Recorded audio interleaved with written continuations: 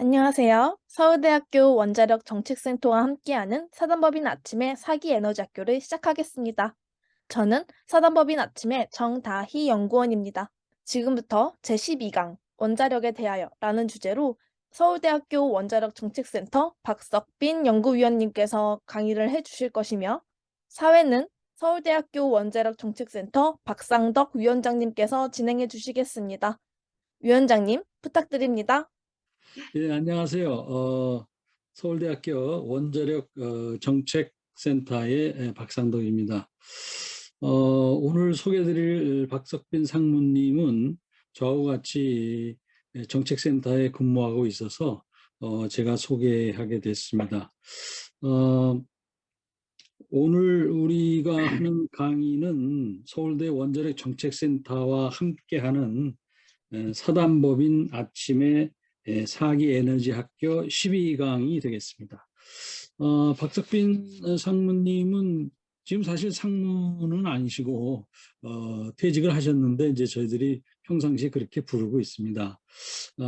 서울대학교 원자력공학과를 졸업을 하시고 1982년부터 2019년까지 두산중공업에 근무하셨거든요. 두산중공업에 계시면서 지금은 이제 두산 에너빌리티가 됐죠.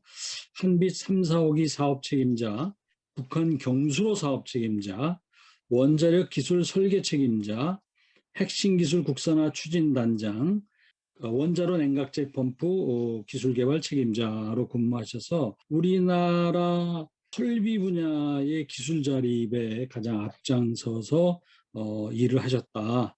또 그런 평가를 높이 사고 있습니다.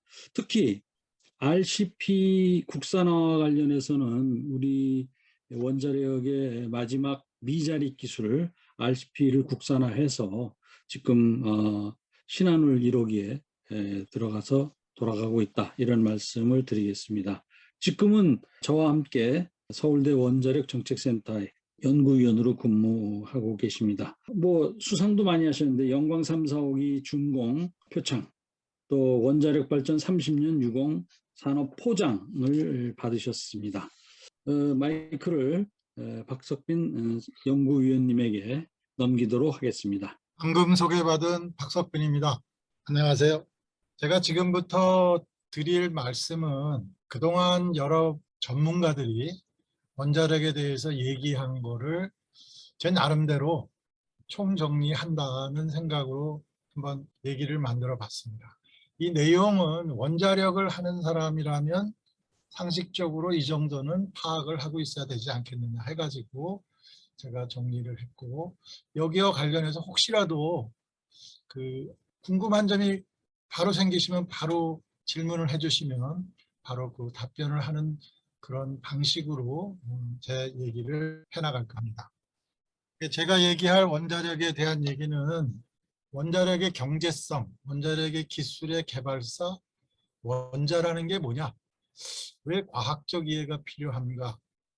그렇게 정리를 하다 보면 원자력은 이렇게 이해할 수 있지 않을까 하고 정리를 하고, 이런 거를 정리하다 보면 우리가 과거에는 어떻게 살아왔는데 그렇다면 앞으로는 바라보는 미래는 어떻게 될 것인가를 정리하면서 꿈과 비전 얘기하면서 끝내고자 합니다. 하여튼 원자력 경제성 하면은 여러분들이 이미 얘기를 하셨기 때문에 왜 원자력이 경제성이 있냐? 근데 원자력이 점차 경제성이 없어졌다고 하는데 그 이유는 뭐냐? 현재 우리나라는 그러면 어떤 수준에 있느냐? 그러면 앞으로는 어떻게 해야 되느냐 하는 거에 대해서 정리하고자 합니다. 원자력 에너지 효율성은 여기 그림에서 보는 바와 같이 석탄은 3톤 들어가고 석유는 9드럼 들어가는데 그에 해당되는 게 우라늄 235 1g이면 됩니다. 조그만 연료를 쓰게 되면 폐기물이 적게 나오는 건 당연하죠. 그래서 석탄과 석유의 폐기물과 비교해 볼 때 엄청나게 작은 양의 폐기물이 나옵니다. 이렇게 보시면 됩니다. 그래서 실제로 100만 킬로와트급 원전을 운전한다고 1년간 운전한다고 할 때 원전에 들어가는 연료는 20톤이 들어갑니다. 해결료가 20톤이 들어가는데 그건 10톤 덤프 트럭 2대분 정도밖에 안 되는 양이죠. 이거를 천연가스, LNG라고 하는 뭐 가스 발전으로 환산을 하면 약 110만 톤, 석유로는 150만 톤, 석탄으로는 220만 톤이 들어갑니다. 이 관련해서 한 가지 에피소드가 있는데, 중국에서 원자력을 하게 된 아주 근본적인 그 정책 변경이 있게 된 게 양쯔강에 대홍수가 있었습니다. 그래서 그 중경이라고 하고 또는 충칭이라고 하는 그 대도시를 물바다로 만들면서까지 상해가 물바다 되는 것을 막은 그런 큰 홍수가 있었는데, 그때 그 큰 홍수로 인해 갖고 양쯔강에 배들이 못 다녔어요. 배들이 못 다녀 갖고 양쯔강 주변에 있던 화력발전소에 공급해야 될 석탄을 공급을 못해서 그 지역의 화력발전소가 다 죽게 됐습니다. 그래서 그 바람에 결국은 중국의 전기 공급이 엄청나게 부족한 현상이 일어났어요. 그걸 보면서 중국에서 옆 나라는 어떻게 하는 거지 하면서 보니까 원자력을 쓰니까 그런 문제가 없네 하고서 중국이 급선회를 하기 시작합니다. 그래서 중국의 그 원전 사업이 지금 엄청나게 지금 되고 있습니다. 하여튼 원전은 연료가 적게 나온다는 것을 명심해 주시기 바랍니다. 그럼 원자력이 이렇게 뭐 좋다고 그러는데 비싸지는 이유가 뭐냐? 원자력에 대해서 뭐 일반 국민들 또는 잘 모르는 사람들이 전부 원자력이 위험하지 않냐? 원자력을 안전하게 만들자. 원자력은 핵반응을 하기 때문에 굉장히 위험할 수 있으니까 안전하게 하자. 안전설비를 대폭 증강합니다. 그 다음에 원자력에 조금이라도 문제 생기면은 큰일이 나니까 정말 완벽하게 만들자. 이래 가지고 원자력 발전소가 점점 비싸지게 됩니다. 그다음에 원전에서 발생하는 폐기물은 굉장히 위험합니다. 그래서 이거는 특별하게 처리해야 됩니다. 그래갖고 이 폐기물 처리하는 비용이 자꾸 증가합니다. 그다음에 원전 지역에 있는 사람들이 다른 사람들이 얘기를 하는데 원전이 진짜 위험하대더라. 우리 여기 살고 있는데 잘못하면 큰일 나지 않느냐. 그러면 우리가 좀 이런 걸 허용해 준 거에 대해서, 이런 위험시설을 허용해 준 거에 대해서 지역 지원을 좀 확대해 달라. 그래서 지역 주민에 대한 지원이 점점 증가되고 있습니다. 이런 이유로 원자력이 우리나라에서뿐만 아니라 다른 나라에서도 비싸지고 있는 거죠. 현재 원자력의 경제성은 우리나라가 다른 나라보다 엄청나게 저렴합니다. 우리나라 원전의 경쟁력은 지금 전 세계 최고입니다. 그래서 우리나라에서 원자력 발전소를 계속 지면은 우리나라 전기값은 점점점 더 싸질 겁니다. 그러면은 우리나라 원자력 발전소를 100%로 도입하면 우리나라는 그러면 진짜 싼 거 아니냐. 근데 100%로 도입하다가 원전이 죽으면 전력 공급에 문제가 생길 거 아니냐 하는 것 때문에 원자력을 도입하더라도 일정 부분 이상은 도입해서는 안 된다 하는 움직임이 일어나고 있습니다. 네, 그런 움직임의 아주 최대치를 경험을 우리가 이미 했죠. 그게 지난 정권에서 원자력이 위험하고 원자력은 비싼데 조작을 해서 싸게 하고 뭐 이런 식으로 해가지고 원전을 더 이상 줘서는 안 된다는 말까지 있었습니다. 그렇지만 우리나라가 짓는 원자력 발전소의 경제성이 현재 전 세계 최고다라는 점이 중요한 것입니다. 그래서 이 다음 거는 지금 최근 자료인데 2020년 그 자료인데 여기에서도 한국의 경제성이 매우 그 우수함을 알 수가 있습니다.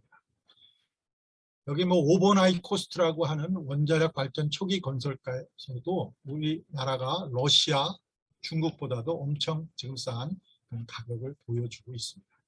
이건 영어로 지금 쭉 썼는데 이 내용은 뭐냐면 여기 사우스 코리아 APR 1400이 우리나라의 진 원전입니다. 이게 제일 싸요. 여기 보면은 UAE APR 1400 있죠. 여기 UAE 진 APR 1400의 가격입니다. 중국은 굉장히 들쑥날쑥하고 미국도 들쑥날쑥하고 영국도 되게 비싸고 뭐 핀란드 EPR이 굉장히 비싼데 이 얘기 핵심은 뭐냐면 우리나라 원전의 경쟁력이 무척 강하다라는 거를 국제적인 소식을 통해서 국제적인 기관이 그거를 이미 공신력 있게 얘기했다는 거예요. 여기 영어로 표현된 얘기는 전부 뭐냐면 우리나라가 진짜 원전을 잘 짓고 있다라는 말을 영어로 표현한 겁니다. 이 얘기도 동일하게 우리나라 원전이 굉장히 국제적으로 싸다는 걸 동의하는 얘기입니다. 해당 내용을 우리나라에서 또 조사한 이게 그 한전이 그 용역을 조사한 건데 전력 사업 해외 수출이 국가 경제적 효과 뭐 분석 모델 개발에 관한 보고서에서 원전 하나 짓게 되면 11조의 생산 유발 효과가 있고 부가가치만 4조가 생기고 취업 유발 효과가 5만 6천 명이나 됩니다. 이런 거 외에 그 정성적으로 과학기술적, 외교적, 국가안보적 효과까지 있다고 합니다. 그렇다는 것은 대형 원전 사업을 경쟁력 있는 한 계속 추진해야 된다. 그렇게 함으로써 한국 경제의 미래 신선장 동력으로 삼아야 된다라는 말을 하고 있는 겁니다. 근데 이렇게 원자력 경제성에 대해서 얘기를 할 때 그럼 원자력 경제성이 불안해질, 우리 지금 좋다고 그러는데 불안해질 수 있지 않느냐? 이런 얘기가 있어요. 근데 그것과 관련해서 그 경제적 리스크라는 것이 뭔가를 우리가 평가를 해야 됩니다. 이렇게 에너지의 경제적 리스크라는 거는 에너지를 생산할 때 발생할 수 있는 가격 변동이라든지 그다음에 수급에 그 이상이 발생할 수 있다는 거에 대한 리스크입니다. 근데 우리나라에서 건설되는 원전은 일부 연료비만 제외하고 연료비가 한 5% 정도밖에 안 돼요. 나머지는 전부 국내에서 충당 가능합니다. 그래서 원자력을 준국산 에너지라고 해요. 그렇다는 거는 수급에 문제가 별로 없겠구나 하는 겁니다.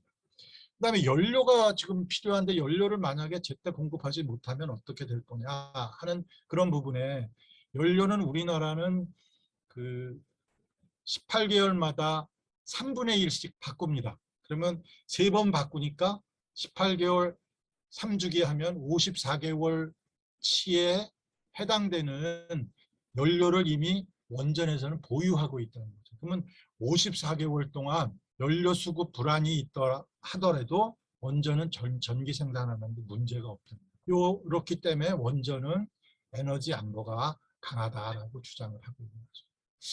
이러한 내용을 바탕으로 다음과 같이 얘기할 수 있겠습니다. 우크라이나 전쟁이 발생해 갖고 원유하고 가스값이 급상승했습니다. 그래서 우리나라 물가가 엄청 지금 오르고 있고 물가 수지는 흑자에서 적자로 그 전환이 됐고 지금 뭐 우크라이나에서 생산되는 저기 미리 수출 제한되는 바람에 우리 식량과 관련되는 그 부분에도 그 물자가 부족하고 인플레가 유발되는 그런 현상이 일어나고 있고 그 여파로 지금 굉장히 그 금리가 인상되는 그런 여파까지 있었습니다. 그리고 우리나라가 계속 지금 그 추구하는 바는 무역 자유주의인데 지금 뭐 미국을 포함한 지금 전 세계가 보호주의로 지금 전환을 하고 있어요. 그럼 우리나라가 참 가기 어렵게 되고 있습니다. 이런 상황에 에너지만이라도 우리가 문제가 없도록 해야 되지 않을까 할 때 요새 우리나라에서 고민해야 될 부분이 바로 대형 원전의 지속적인 추진입니다. 근데 이건 우리나라뿐이 아니라 다른 나라도 똑같이 지금 그런 고민을 하고 있습니다. 우리나라는 여기서 이제 지난 그 자료인데 2015년까지 보면은 석탄과 석유, 천연가스를 어마어마하게 수입하고 있습니다. 지금 이렇게 지금 작게 나왔는데 이걸 2022년대로 확대되면 이게 거의 지금 이 수치의 50% 이상이 더 증가한다고 합니다.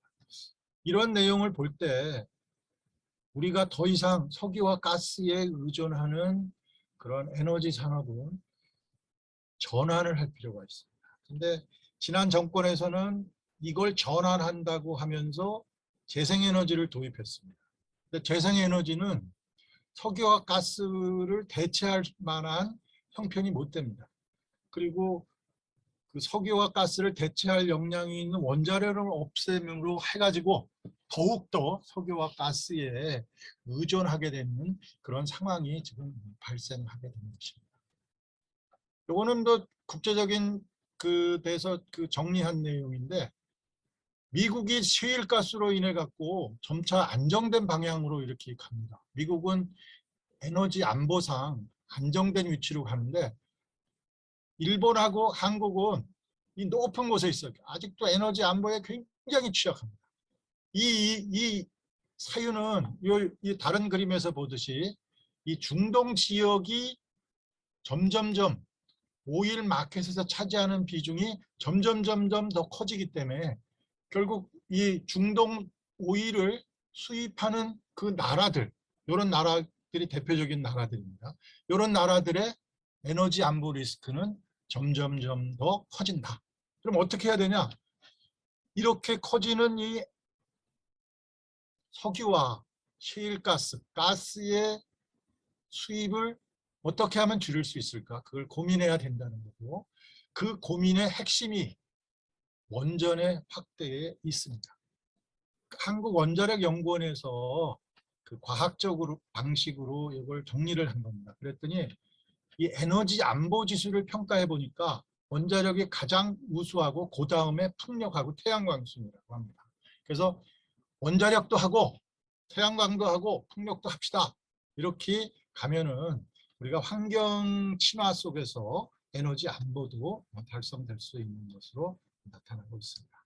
다른 나라에서 원자력이 경제적이 못하다는 현실이 왜 그러냐 하면, 아까 그 영어 표현에서 있는 거를 한글말로 정리한 겁니다. 건설 기간이 굉장히 오래 걸립니다. 핀란드는 우리나라 신한울 1, 2보다 더 먼저 시작했고 신고리 3, 4보다도 더 먼저 시작을 했는데, 신고리 3, 4도 끝나고 신한울 1호기가 이미 상업운전 이번에 됐는데 그때까지도 아직 상업운전이 못 되고 있습니다.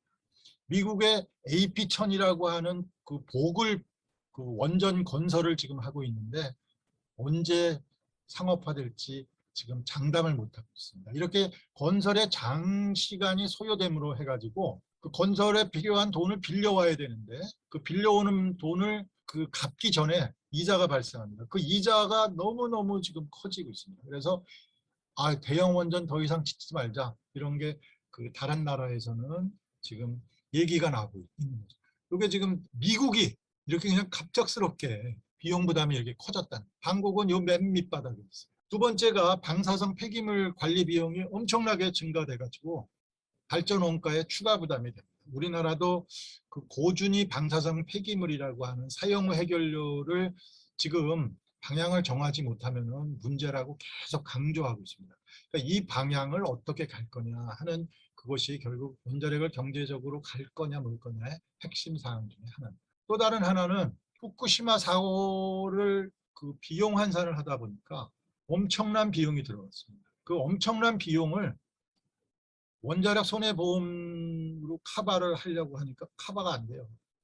그래서 국가가 이걸 책임져야 되는데 국가가 이걸 책임지기도 어렵고 국민 세금으로 다 하고. 그래서 지금 원자력 손해, 그러니까 이런 대형 사고가 날 경우에 어떻게 할 거냐, 이거에 대한 거를 지금 서로 고민들을 하고 있어요. 이런 것이 결국은 원자력의 경제성을 확보하지 못하게 할 수도 있다라는 것이 지금 다른 나라의 현실입니다. 그러면 원자력 경제성, 우리나라의 최고의 경쟁력을 가진 원자력 경제성을 유지하려면 어떻게 해야 되냐? 현재의 건설 일정을 준수해야 됩니다. 이 현재의 건설 일정은 우리가 세계 최고의 건설 일정을 갖고 있는데, 이 일정을 준수하려면 우리 저기 숙련된 그 건설 인력, 숙련된 설계 인력, 숙련된 제작 인력들이 계속 원전 사업을 할 수 있어야 됩니다. 그게 바로 현재의 원전 사업 인프라를 유지하자는 말입니다. 그다음에 국민들, 그다음에 전 세계 사람들이 전부 원전이 뭐 위험한 거 아니냐, 할 때 원전이 안전하게끔 관리하는 규제기관이 결국은 인허가가 우리가 내주면은 진짜 원전을 안전하기 때문에 내주는 거다. 그거에 대한 원전이 인허가에 대한 안정성. 그 다음에 우리가 인허가 내는 거는 정말 어떤 조그만의 그 조작도 없고 투명하다. 그래서 원자력 그 인허가의 안정성 및 투명성을 확보해야 됩니다. 그 다음에 원전을 지어주겠다고 하는 그 지역에 대해서 그래 그럼 원자력에 대해서 위험을 안고 사니까 그러면 어떻게 그 지역을 좀 더 나은 환경을 만들어 줄까 고민해야 됩니다. 이것을 상생방안이라고 하는데 프랑스가 이 상생방안을 가장 잘하고 있고 우리나라도 프랑스처럼 하려고 지금 열심히 노력하는 수준입니다. 그 다음에 고준위 방사선 폐기물 즉 사용 해결료의 관리 비용을 현 수준에서 유지하려고 기술 개발을 가속화를 해야 됩니다. 이에 대한 그 노력으로 우리나라는 이미 그 고준위 그 폐기물을 소각하는 기술을 지금 미국과 함께 개발하고 있습니다. 그래서 이 부분의 기술을 계속 가속화하여 그 국민들이 우려하는 고준위 폐기물이 상당 기간 그 지속되는 그런 것이 없도록 우리가 노력을 해야 되겠죠. 그 다음에 원자력 손해보험료를 현 수준으로 유지하려면 어떻게 해야 되냐? 원자력 발전소를 더 안전하게끔 우리가 만들어야 됩니다. 그 만드는 방법 중에 현재 있는 그 설비가 진짜 안전하다고 확인하는 방법이 있습니다. 그게 분석적 방법인데 그 분석적 방법 중에 하나가 PSA 기법입니다. 그래서 이 PSA 기법을 활용해서 미국은 그 안전화 방식을 이미 확보를 했습니다. 그래서 우리도 지금 규제기관에 계속 요구를 하고 있습니다.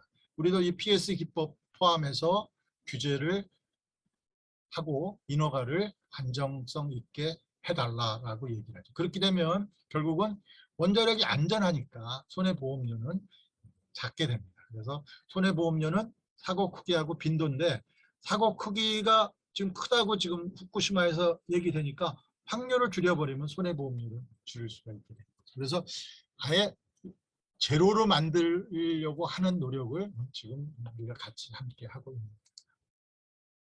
이렇게 원자력 경제성을 확보하기 위한 노력을 열심히 하고 있는데 그러면 진짜 원자력 기술이 그런 것이 가능한 거냐.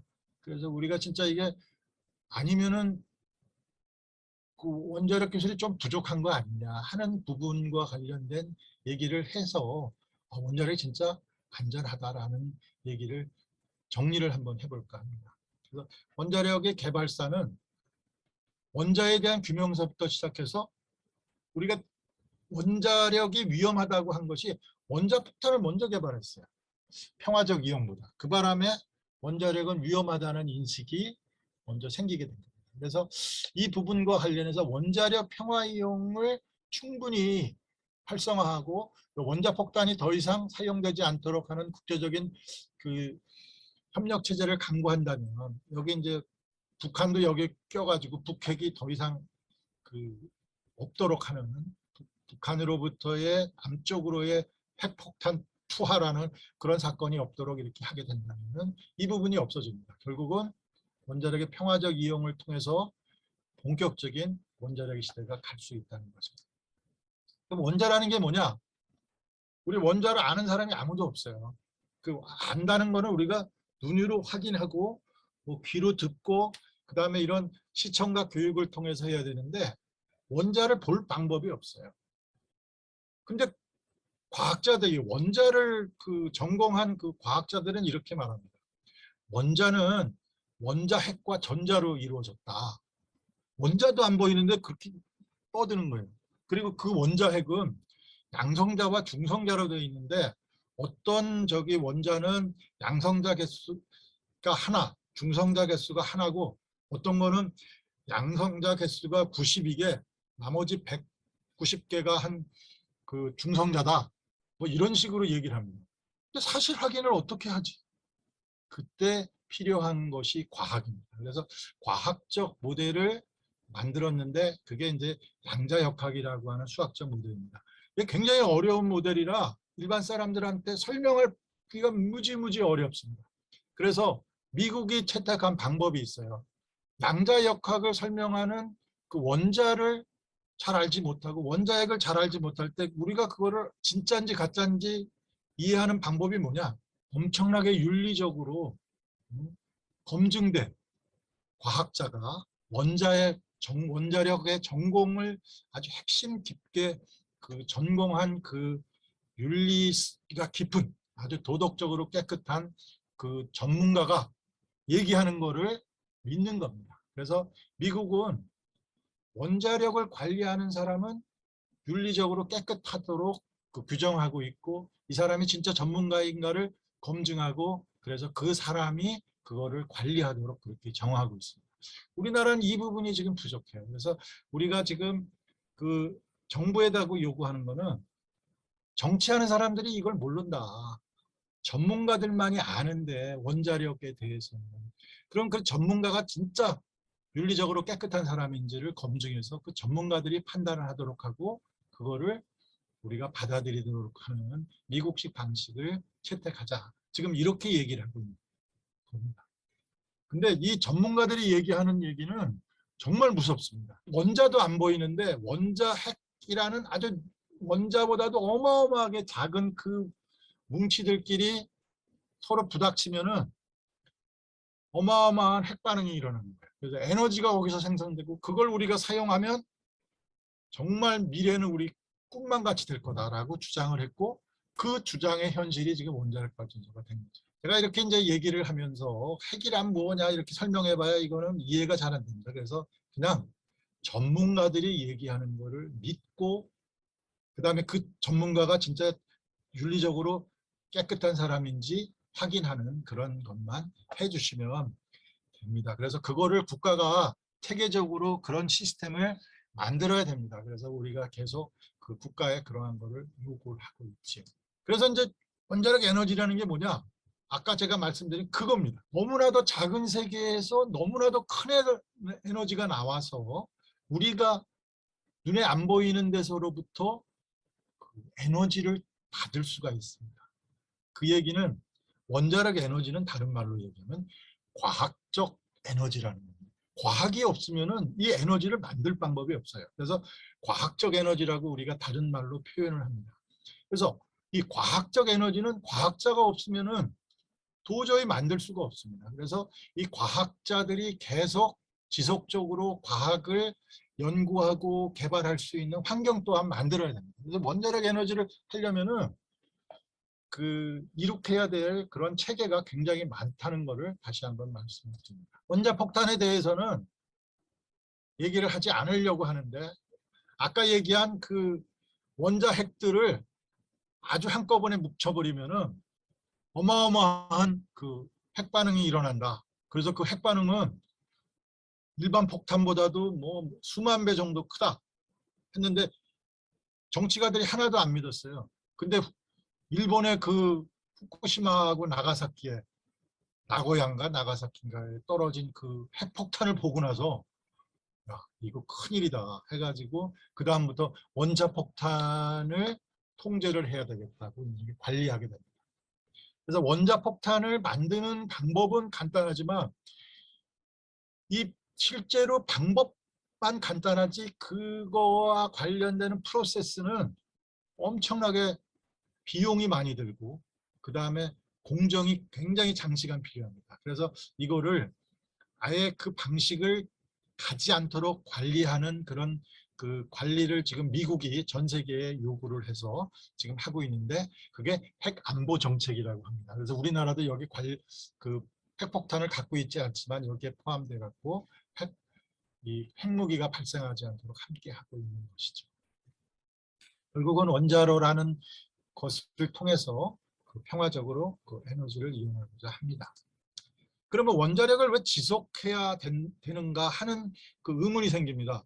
원자력 그렇게 어려운데 원자력 말고 그냥 다른 에너지를 쓰면 되지 않느냐. 그런 마법의 세계라는 게 간단하게 제가 그 젊은 사람들한테 들어보면 어떤 거냐 하면 아무것도 없는 데서 어마어마한 저 힘을 발휘하는 게 그런 마법의 세계라고. 원자력이 바로 그런 마법의 세계입니다. 근데 우리가 알게 된 지 100년 정도밖에 안 돼요.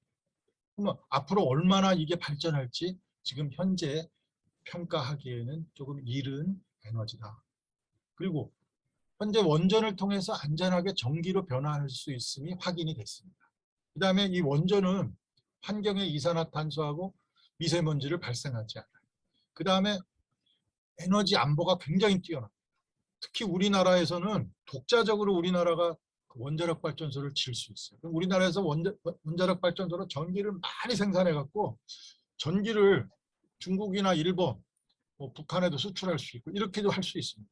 그건 물론 정책적인 고려 사항이지만 저는 원자력을 많이 져갖고 차라리 일본하고 중국에 수출하자, 난 그렇게 주장하는 사람입니다. 하여튼 그럼에도 불구하고 폐기돼야 될 그런 연료의 양은 상당히 작다.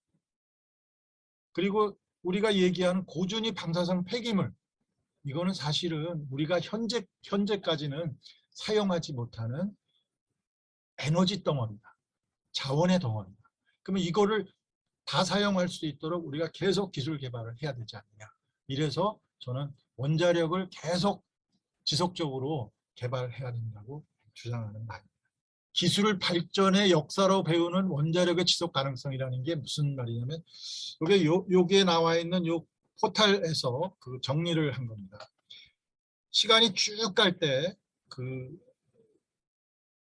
기술의 발전은 이런 속도로 이렇게 발전합니다. 근데 우리가 추정할 때 보수적으로도 하고 그냥 진보적이기도 하고 하는데 현재까지 우리 인간이 기술 발전의 속도는 항상 생각했던 것보다 빠르게 발전. 우리가 처음에 기계 문명을 받아들일 때 기계 문명이 이렇게 발전할 줄 몰랐어요. 우리가 전기하고 자기라고 하는 전자기라는 그 원리를 우리가 배울 때 스마트폰이 나올 줄은 꿈에도 생각을 못했죠. 물론 스마트폰에는 양자역학적인 그 원리도 포함되어 있습니다. 그러니까 이렇게 과거의 인류가 미처 몰랐던 기술의 내용 때문에 이 기술이 점점 급속하게 발전하는 것을 잘 모른다. 그래서 우리가 생각한 것보다 기술은 항상 빠르게 발전한다라는 것이 지금 기술 발전의 역사 속에서 우리가 지금 원자력은 미래가 없다 이렇게 생각하지 말고 원자력이 너무나도 편한 원자력을 사용하는 시대가 곧 도래할 거다라고 저는 주장합니다. 그래서 원자력을 계속 지속해야 된다라고 주장하는 겁니다. 그럼 앞으로의 원자력을 어떻게 할 거냐? 지난 정권처럼 탈핵을 할 거냐? 아니면 원자력을 지속 성장시킬 거냐 하는 그런 갈림길에 지난 정권, 그다음에 현 정권, 앞으로 우리 국민이 계속 이거에 대해서 계속 논의를 할 겁니다. 근데 저는 항상 얘기하는 바가 원자력을 우리가 세계 최고의 경쟁력을 지금 유지하고 있는 지금 상황에서 우리가 전기값을 낮추고 그다음에 풍요로운 우리 사회를 만들려면 원전 사업을 계속 지속해야 된다. 그리고 원전 기술을 계속 개발을 해야 된다. 그래서 원전의 불안한 요소를 계속 없애는 방향. 그다음에 원전에 조금 우리가 부족했던 부분을 개선해서 점점 완벽한 원자력이 될 수 있도록 하는 방향으로 우리가 노력해야 된다. 그런 지속 성장을 저는 주장하는 바입니다. 이게 지금 동아시아의 지금 원전 현황입니다. 이 중국 보세요. 중국이 이렇게 어마어마하게 짓겠다고 지금 하고 있는 겁니다. 이것도 과거 자료인데 지금 이거에 더해서 SMR까지 포함하면 이거보다 지금 더 어마어마합니다. 일본은 이렇게 많았는데 지금 다 죽이고 현재 5개밖에 못 돌리고 있어요. 왜 그러냐? 후쿠시마 때문에 안전하다는 것이 입증 안 되면 못 돌린다. 이렇게 하고 있어요. 그러면 안전하다는 걸 어떻게 입증할 거냐? 일본은 불행히도 전문가가 입증한 거를 채택하는 체제가 아닙니다. 전문가는 전문가대로 입증을 하고 지방 정부가 오케이 우리 그거 갖다 쓸래 하기 전에는 갖다 못 쓰는 그런 분위기. 근데 일본 정부는, 일본이라는 나라는 지방 정부가 오케이 한 데에서만 지금 그러니까 원자력 발전소가 돌아가고 있습니다. 지금 5기인데 이거를 10기까지 맥시멈 지금 14기까지 일단 키워보려고 그 내년도에 그렇게 키워보려고 지금 추진을 하고 있습니다. 일본이 아마 성공하면 우리나라도 굉장히 고무적일 텐데 우리나라는 일본보다 원자력 발전소를 안정적으로 운영해 왔습니다. 그런데 지난 정권 때 지속 성장을 위한 노력을 덜 해가지고 지금 내년에 신한울 3사 그 건설 사업이 이제 시작이 되지만 그 건설 사업이 시작이 되고 그 다음 그 신규 대형 원전에 대한 계획이 없습니다. 불행하게도. 그래서 우리가 지속적으로 지금 정부에다 얘기하는 거는 신한울 3사 이후에 신규 대형 원전 건설을 빨리 계획 확정을 줘달라. 그래야 우리의 원자력의 지속성, 우리 원자력 경쟁력이 유지될 수 있다. 이렇게 얘기를 하는 것이죠. 아까의 그러한 이런 원전이 많음으로 해가지고 어디 하나라도 원전 사고가 나면 안 됩니다. 이제. 그러면 이 3국이 엄청나게 긴밀한 협의를 해야 되죠. 그래서 우리가 동북아 원자력 협의체를 제안을 했고 공감은 하고 있는데 아직까지 이 협의체가 구성은 아직 안 됐습니다. 이게 우리가 해야 되는 큰일 중에 또 하나입니다. 이 자연으로부터 예측할 수 있는 미래의 원자력은 시간 관계상 생략을 하고 혹시 질문이 있으면 조금 받도록 하겠습니다. 이 내용은 그냥 과거 그 인류가 어떻게 발전해 왔는지에 대한 얘기고 이렇게 발전해 왔기 때문에 원자력은 발전할 거다라고 예상을 하는 겁니다. 그런데 원자력이 이렇게 계속 발전하게 되면 우리가 빼서는 안 되는 것이 윤리와 이게 모순이 되지 않느냐 하는 그 얘기를 안 할 수가 없습니다. 그게 뭐냐면 원자력은 인간의 가치에 정면으로 반대되는 길을 가는 거 아니냐. 이와 관련되는 그 얘기 중에 하나가 그 생명공학에서 얘기하는 줄기세포입니다. 줄기세포가 동물 세계에서는 상당히 많이 진전이 돼갖고 그 양도 똑같은 양을 그 만들어낼 수 있고 뭐 개도 똑같은 개를 지금 만들어내는 수준까지 왔는데 인간 해볼까 하는데 그게 말이 되느냐 해갖고 지금 인간에 대한 거는 윤리상 해서는 안 된다고 지금 한 스텝도 못 나가고 있어요. 다만 원자력과 관련해서 제가 말씀드리고자 하는 얘기는 아까의 그래프에서 보듯이 기술의 발전은 회피할 수 없는 현실입니다. 이게 전자 분야에서 보면은 과거에 아날로그 이렇게 돌리면서 하는 그 전화기만 해도 혁명적인 그 수준이었는데 우리가 그 휴대폰 그 차에서 쓰는 카폰이라고 그러죠. 카폰 쓴 지가 바로 얼마 전 된지도 않고 부의 상징이었습니다. 근데 지금은 스마트폰 안 가진 사람이 없어요. 그러면 스마트폰이 우리 저기 기술의 끝이냐? 스마트폰도 점점 작아져 갖고 우리 저기 그 인체 내에 삽입이 가능하답니다. 이미 그 공상과학 영화에는 지금 나왔는데 그게 삽입이 되면 우리가 얘기하는 거를 이 스마트폰 칩이 다 이해해 갖고 우리한테 그런 내용을 다 알려줍니다. 그러면 인공지능하고 우리가 직접 대화하면서 가는 시대가 곧 도래합니다. 또 생명과학에서는 그 유전자뿐이 아니라 줄기세포 뭐 이런 것이 발전을 해가면서 노화를 방지를 시키고 그럼 현재는 뭐 최대한 살 수 있는 게 150년이 끝이라고 하는데 뇌세포가 150년 지나면 살 수가 없대요. 근데 뇌세포를 새로운 뇌세포에 그 우리의 기억을 이전시키는 방법이 있다고 그럽니다. 그래서 그런 방식으로 가다 보면 지금의 인류가 아닌 또 다른 인류, 그래서 그걸 초인류라는 말로 지금 하고 있는데 그런 시대가 또 올지 모릅니다. 기계 문명은 지금 현재는 사람이 운전하지 않는 자율 뭐 주행까지 지금 간다고 합니다. 그럼 그게 지구에서만 가는지 아니면 저 우주에까지 화성에 저 유인화 지금 계획도 지금 나사에서 세우고 있고 거기에 민간 사업도 뭐 같이 동참한다고 지금 이렇게 기술이 점점 발전하고 있습니다. 제가 얘기하고자 하는 에너지 분야도 똑같이 원자력을 받아들임으로 해가지고 아무것도 안 보이게 작은 데서 어마어마한 에너지가 나듯이 무한 에너지 시대가 곧 도래하게 된다는 거예요. 더 이상 에너지를 아끼자 하는 얘기가 나오지 않는 그런 시대가 곧 도래할지도 모른다는 거예요. 이런 회피할 수 없는 현실 속에서 우리는 어떤 방식의 윤리를 가져야 되느냐, 이거에 대해서 고민을 해야 된다. 그래서 이러한 것에 대해서 고민하는 교육을 우리가 스스로 가져야 된다.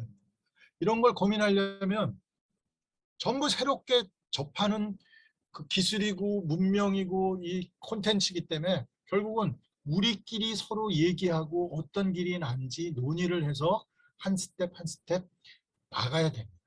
그래서 원자력과 관련해서도 모두 회피하지 마시고 우린 잘 모르니까 하지 마시고 원자력을 통해서 우리가 좀 더 나아가려면 원자력을 그러면 어떻게 해야 되겠느냐 하는 거를 진지하게 고민 좀 해달라고 제가 말씀을 드립니다.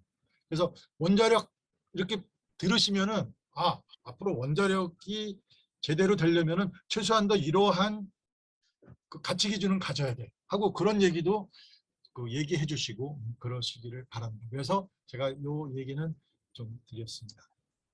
방사선과 관련해서는 제가 요 얘기로 얘기하면서 끝을 낼까 합니다. 이게 태양입니다.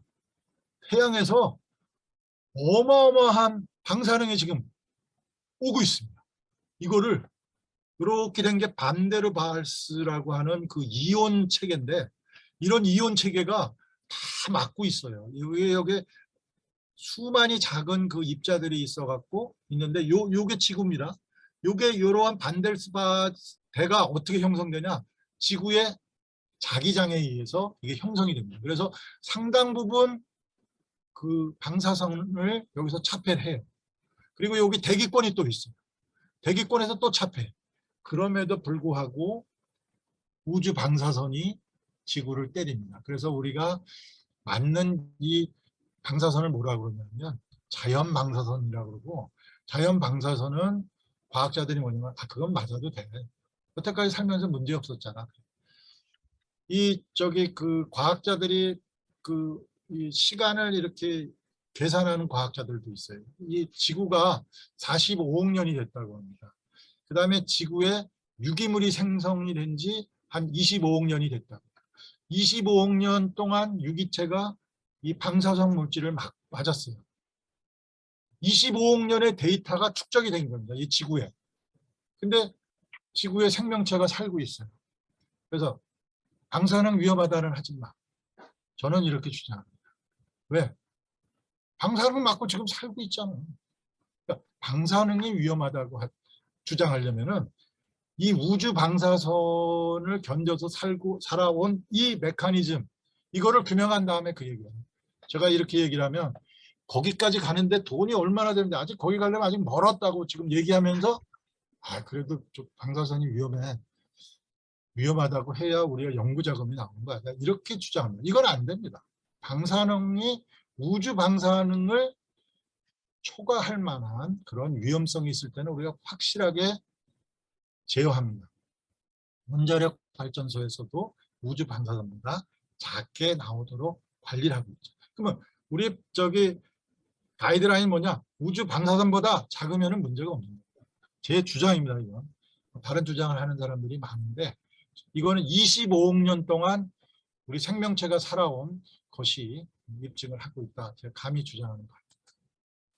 이 얘기는 읽으시면서 혹시라도 좀 이해가 안 되시는 부분이 저보다 굉장히 지난번 강의하신 조규성 교수님도 그렇고 하여튼 많은 분들이 얘기를 해주셨으니까 저한테도 물어보셔도 되고 그분들한테 얘기를 해주셔도 됩니다. 그럼 원자력이 에너지 말고 달리 어떻게 활용되고 있는지 알 수 있느냐? 여러분들 MRI 하셨죠? MRI가 아주 초저준이 방사성 물질을 이용하는 겁니다. 그거에 대해서 규명을 한 사람이 노벨 물리학상을 받았습니다. 그래서 우리가 그 내용을 잘 쓰고 있죠. 즉 원자력이라는 거는 무기 외에도 어마어마한 응용 분야가 있습니다. 그래서 근데 어떻게 활용할까? 그걸 위해서 우리가 기술 개발을 해야 됩니다. 과학기술이 발전하고 발전할수록 우리는 모순의 세계에 접하게 됩니다. 이미 인간은 자신들을 포함한 지구의 전 생명체를 멸망시킬 도구를 이미 갖고 있습니다. 핵무기만이 아닙니다. 이번에 경험한 코로나를 통해서 경험한 생화학 무기를 만약에 전파시키면 한 번에 그냥 그 전 인류가 다 멸망할 수도 있다. 그러면서 또 우리는 가장 깨끗한 에너지가 전기 에너지라는 것도 알고 있습니다. 그런 깨끗한 에너지를 깨끗하게 생산할 수 있는 원자력, 아무리 회피하려도 회피할 수가 없습니다. 왜? 우리나라에서 가장 싸게, 가장 깨끗하게 깨끗한 전기를 생산할 수 있는 거를 우리 스스로 회피하겠다. 그거는 우리 스스로 편한 데서 안 살고 고행의 길을 가겠다고 하는 겁니다. 그렇게 고행의 길을 가시는 분들은 있습니다. 그렇게 가시는 분은 그 나름대로 가치관이 있겠죠. 그렇지만 우리가 일반론적으로 무엇이 최선이냐 하는 거는 우리 함께 고민하면서 가자 이렇게 말씀을 드리고자 합니다. 이제 정리하고자 합니다. 제 얘기의 핵심은 이겁니다. 원자력 얘기의 핵심은 원자력은 진짜 다른 에너지보다 안전하고 깨끗하고 값싼 우리나라에서는 국산 에너지입니다. 그런데 원자력은 결코 그냥 거저 얻을 수 있는 에너지가 아닙니다. 이거는 과학기술이 있어야만 얻을 수 있는 에너지입니다. 왜? 원자를 우리가 볼 수 있는 방법이 없습니다. 그러면 원자를 보는 사람들이 누구냐? 그런 고급 두뇌들입니다. 그럼 고급 두뇌들을 계속 우리가 확보를 해야 됩니다. 그래서 지속적인 연구 개발이 필수적입니다. 우리나라는 에너지 자원이 없습니다.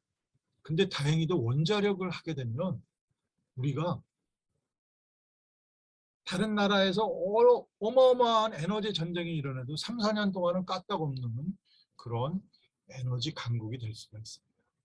이러한 것은 우리나라가 UAE에 수출하듯이 수출 산업으로 성장을 시킬 수도 있는 거죠. 결론은 이겁니까? 원자력 우리나라는 지속적으로 활용해야 됩니다. 그래서 여러분들도 제가 얘기한 얘기를 고민 한번 해보시면서 다시 한번 의문을 제기하고 답을 해보십시오. 그걸 자문하고 스스로 답을 한다고 해서 자문자답이라고 하는데 원자력을 지속해야 될까?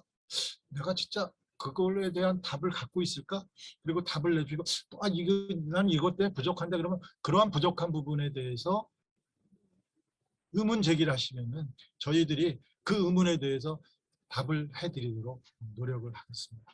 이러한 얘기는 전부 미래에 대한 얘기고 과거로부터 현재까지 이루어진 걸로 미래에 대한 얘기를 한 겁니다. 인류가 상상한 것은 전부 이루어졌어요. 그래서 저는 요즘 젊은 세대들한테 판타지 소설, 공상과학 소설을 많이 읽으랍니다.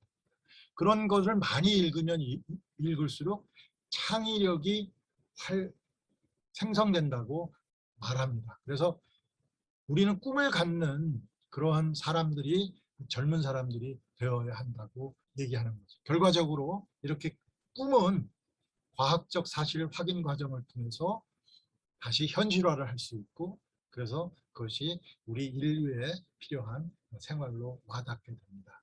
그래서 그 원자력의 얘기는 우리의 상상한 것을 과학적 방법에 의해서 생활화하는 그러한 것이다라고 얘기를 하면서 제 얘기는 그만 끝일까 합니다. 경청해 주셔서 감사합니다.